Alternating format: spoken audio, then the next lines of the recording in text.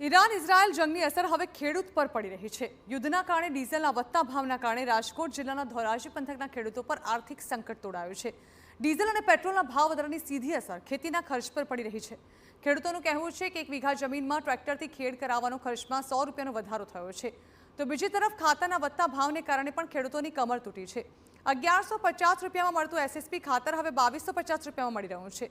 Ammonium phosphate sulphate ખાતર જે અગાઉ 1550 રૂપિયામાં મળતું હતું તે હવે 2250 રૂપિયામાં વેચાઈ રહ્યું છે, જ્યારે કે એમોનિયમ સલ્ફેટ ખાતર જે 950 રૂપિયામાં મળતું હતું તે હવે અંદાજે 1400 રૂપિયામાં મળી રહ્યું છે। ડીઝલમાં 4 રૂપિયા વધ્યા છે, પેટ્રોલમાં 3 રૂપિયા વધ્યા છે અને આમાં પોષણક્ષમ ભાવ મળતા નથી અને ખાતરમાં 700 રૂપિયા વધ્યા। ડીએપી છે, એનપી છે, બધામાં ભાવ વધારો વધી ગયો છે અને આમાં પહેલાં ભાવ વધારા પહેલાં ખેતીમાં ટ્રેક્ટરના જે કામકાજ હાલતા એમાં 50 રૂપિયા વધી ગયા છે વીઘે।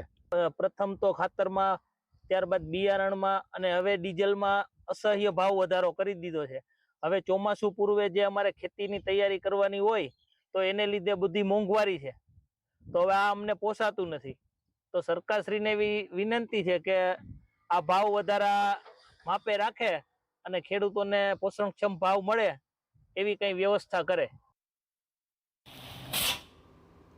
તો યુદ્ધની અસર હવે ખેડૂતોને પર પડી રહી છે। યુદ્ધની અસરને કારણે હવે ખેડૂતોની પણ જાણે કે કમર તૂટતી હોય તે પ્રકારે ખાતરના વધતા ભાવ જે છે તેના કારણે ખેતી તેઓને મોંઘી પડી રહી છે।